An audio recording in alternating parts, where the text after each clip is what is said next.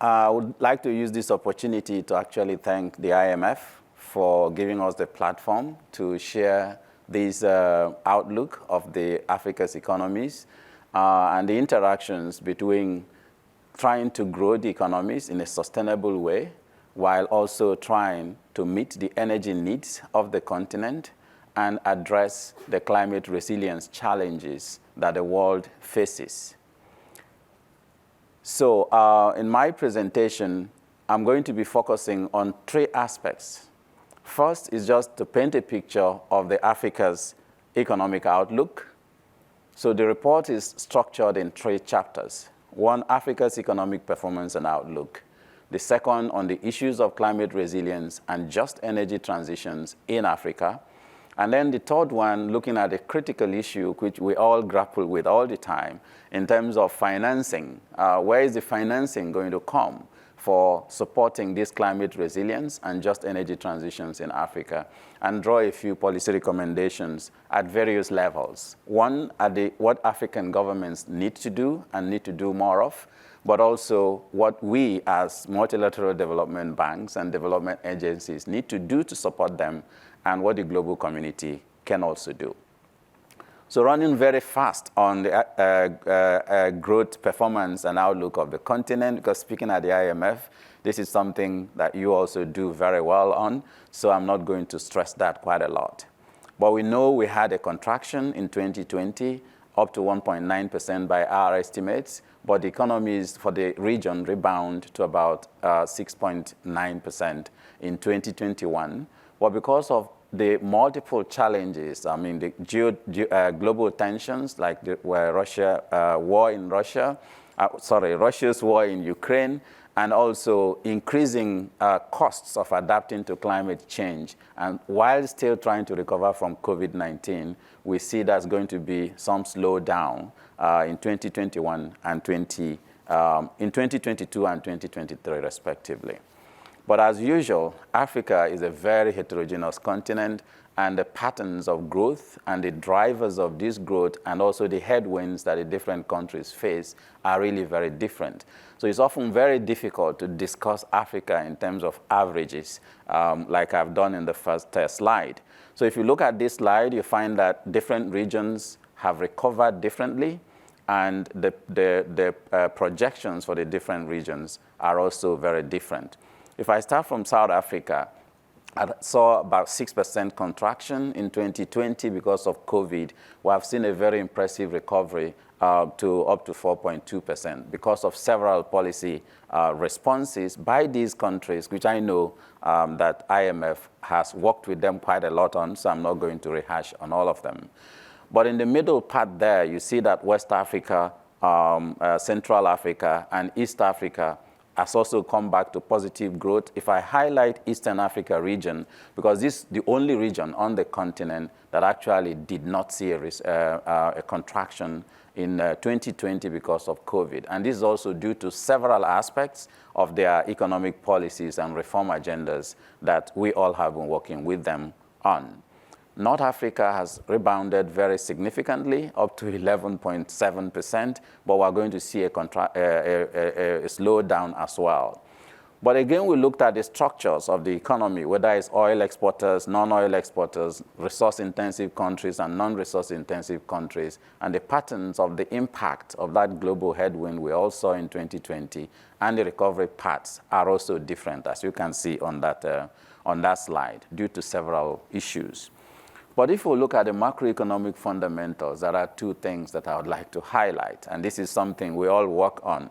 One is the debt vulnerabilities on the continent, which I have to say was not caused by COVID, but just exacerbated by COVID.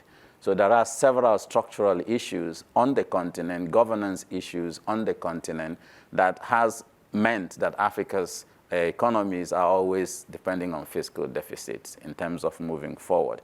But also global financing architecture issues that also exacerbates that challenge. So, but I'm not going to go too much into the discussion on debt, because that's not the main subject of today.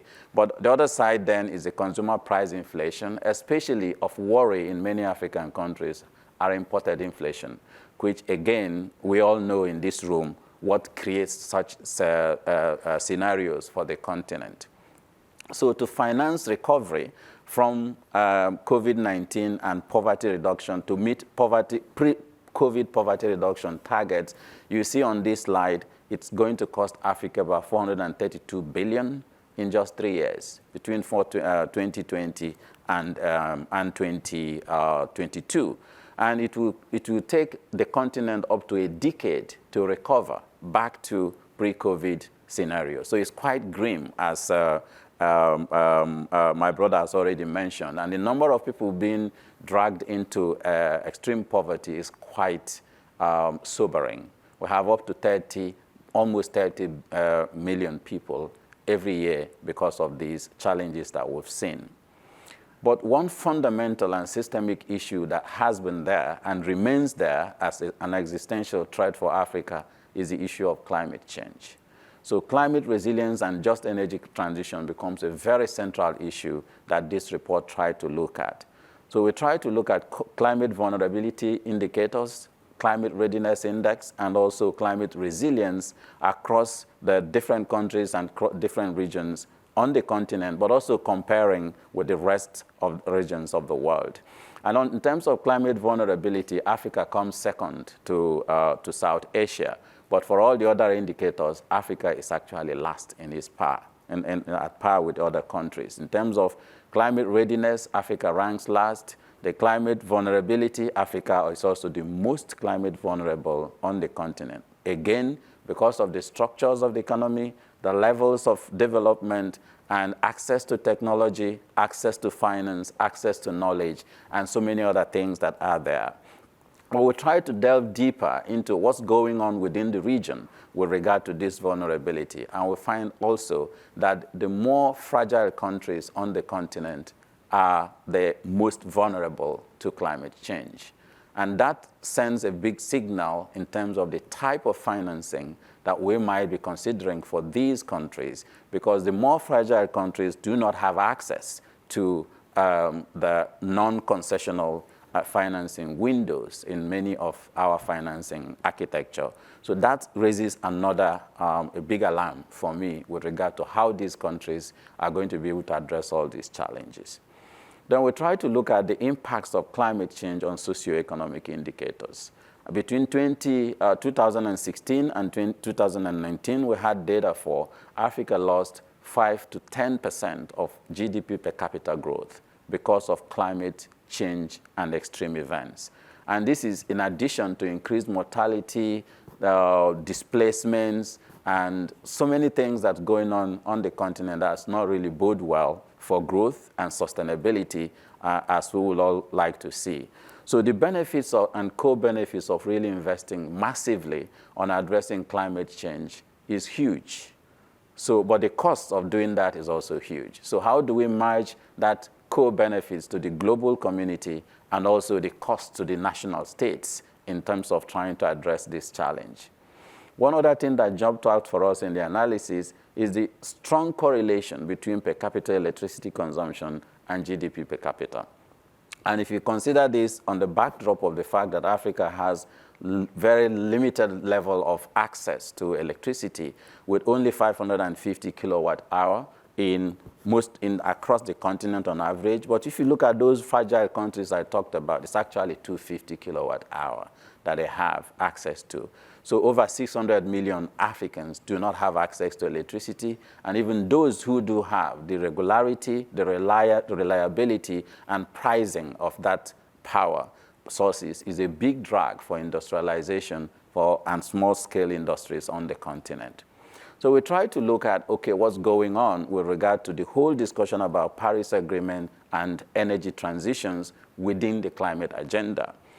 Having been part of the discussions of the Paris Agreement and also the IPCC report, then I find a lot of some kind of misalignments with the way we are discussing these issues.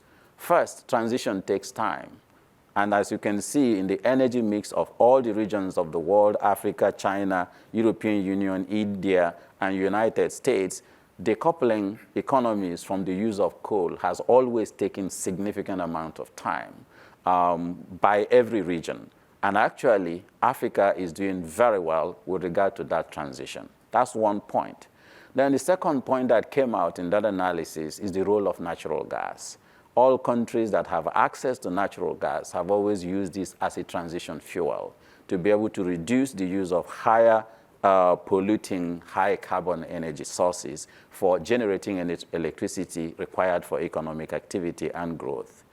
Then another point that came out there is that green line on top that we have all talked so much about, which is the share of renewable energy in the energy mix of the countries around the world. I think it's only Europe that has been able to achieve up to 13% on average. So the share of renewable energy technologies in powering economic activities is still very low. And Africa is also doing very well in terms of that transition to this. But then when you consider then the contributions of the different regions of the world to existing carbon emissions, historical carbon emissions, current carbon emissions, and future carbon emissions to be able to achieve the Paris Climate Agreement, then we came up with this concept of carbon credits and carbon debt of the world, just using the whole concept of a carbon budget of the world. So we try to have some optimization to see what would it take for countries, what headrooms do different countries have to be able to continue to grow the economy while remaining below the carbon budget of the world.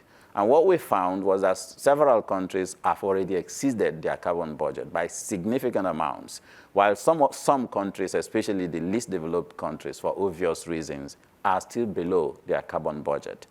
In terms of Africa, the per capita carbon consumption is at 0.95 CO2 equivalent. But for the United States, where I am, it's around 14 CO2 tons per equivalent. So if you consider that, and also the optimal use of carbon per capita, which is calculated as about 2 tons, Africa still has headroom to grow its economies.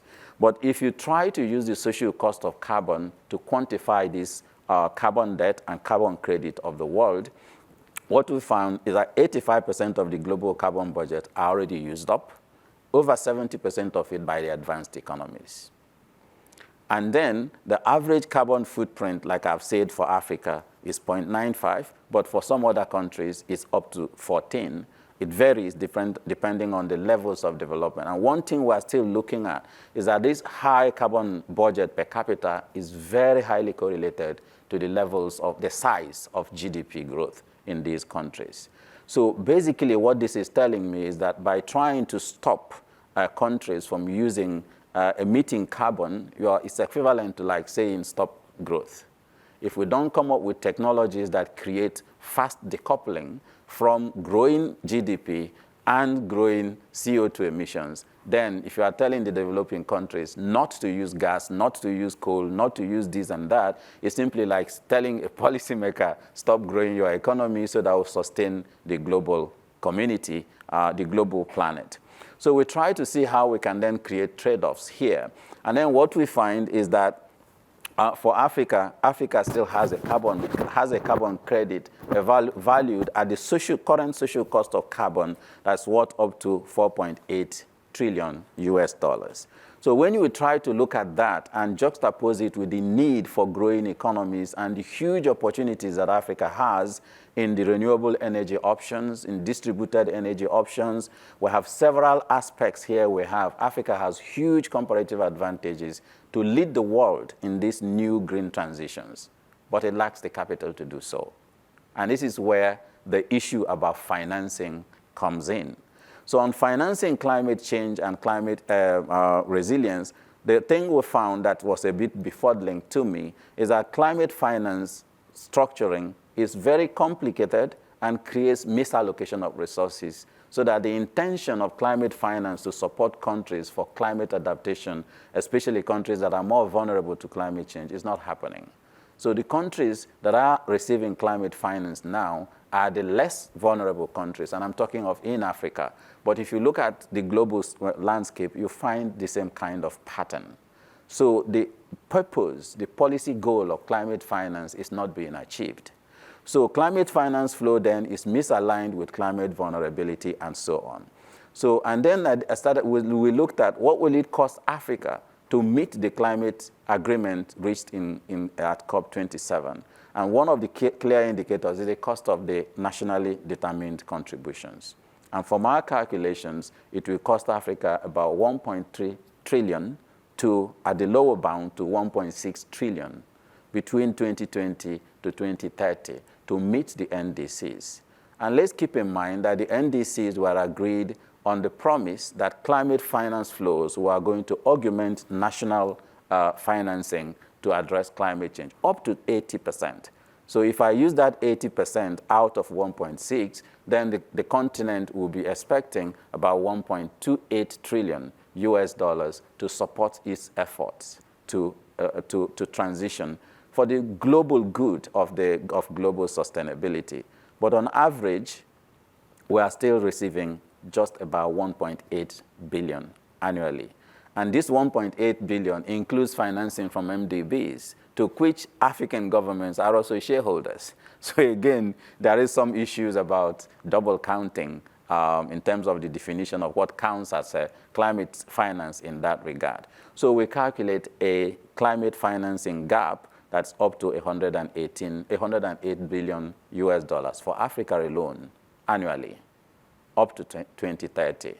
And let's keep in mind the whole global community, the promise was to get climate financing 100 billion. And up till now, we have not even met that target. So the imperative from this analysis for me is the need for global sustainability, considering the fact that climate change is a global commons challenge. So it doesn't really matter how much Europe or America invests in their own borders. Greenhouse gas emissions doesn't need visa. And so does the impacts. So are the impacts of climate change. So just like COVID-19, if we have climate emissions anywhere, the whole world is in trouble. So it is in our common interest to bring coordination to solve this problem. We also need to build more regional value chains so that we reduce the carbon footprint of products, not just because of the obstructions in global supply chains that we're seeing because of COVID and the geopolitical tensions, but it is sustainability imperative that we actually try to regionalize value chains and reduce the carbon footprints of products. Scaling investments in renewable energy and other energy technologies that will drive growth in Africa and in the developing world without increasing CO2 emissions. The concept of decoupling economic growth from environmental harm becomes imperative. And to do this, again, is a global commons challenge, and financing should be thought about at the global level. And this is why we particularly think of the IMF in terms of thinking about a green SDR that can be provided to support climate resilience in climate vulnerable countries, having seen that the current architecture of the climate finance is not really helping matters. Because even if you increase climate finance, they are not going to receive it for several factors that I can go into later.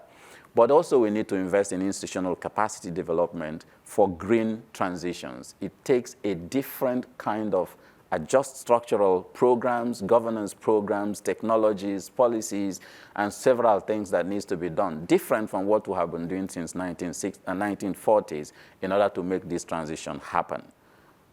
It goes without saying, to restore confidence in the global resolve to address climate change, the 100 billion climate finance commitment needs to be met. And the discussion about what actually it costs, which I've given you for Africa is 1.6 trillion, need also to be discussed so that we know exactly what it is that is required to address this challenge. Because climate change challenges cannot be addressed incrementally. If there is a cyclone, you can't say you have addressed it partway. If you didn't address it holistically, you are still going to have the economic damages that you would get even if you didn't address it at all. But we need to also advance innovation in financing instruments. There are several instruments that are already available: the green bonds, the carbon markets, the sustainability-linked loans. There are several financing tools that are out there now. We just need to scale them. and really see how we can use that to drive growth and development concurrently while addressing the sustainability issues. But for Africa, and especially the most climate vulnerable countries, we need to increase concessional financing to support them, because they can't have access to the non-concessional financing for the several reasons I've given you. Conclusions that I would draw from this is, one, we need to keep in mind that climate change is a global commons problem. We cannot leave countries or any party to try and address it on their own, because it doesn't matter what we do as advanced economies if the developing countries are not doing the same. We will still have the same problem. Energy systems, technology transitions need to be adequate, cost optimal, and viable. It's not politically doable to ask a country in Africa, like the example you gave in Congo, to preserve the peatland so that it becomes a carbon sequestration asset for the world, so that the citizens will die. So the only way to do that is to provide alternative financing to allow them to be able to access the technologies, to provide the energy they need and the social services they need in order to keep economies going. So we need that kind of global social contract in order to move forward. Investing in this decentralized energy systems is key. I can't overemphasize it. But then let's keep in mind that climate finance, what Africa needs, is not part of 100 billion. What Africa needs is 1.6 trillion if we really are serious to address the global challenges that are there for all of us. And that's just one SDG. Let's remember that climate action is one out of 17 SDGs. To address poverty and reverse economic harm of COVID alone, 432 billion. If you look at all the other SDGs, the numbers are just humongous. Let me close with words of wise ones that has lived before us, Albert Einstein. In the middle of difficulties lies opportunities. So it might look grim, but what I see is opportunities for us to really do things differently and be able to steer growth in Africa to lead the green transitions that will benefit the world. We cannot use an old map to explore the new world. So it tells me the economics I've been doing is what leaves us where we are now. The policies I've been implementing is what leaves us where we are now. The conditionalities you guys have been giving us in Africa is also part of what leaves us here now. So we need to step back and think about how can we do these things differently so that we're not trying to use an old map to chart a new world. But that will include trade-offs. And if I quote Els Oyen, from a Norwegian scholar, he also makes it very clear, to solve any social problem or even reduce it in any way, there must be distribution or redistribution of economic, political, and social resources. That also includes redistribution of power. So we need to think about how do we work together as a global community to solve this global commons challenge so that we can save the world for ourselves, for our children, and for our next generations. Thank you.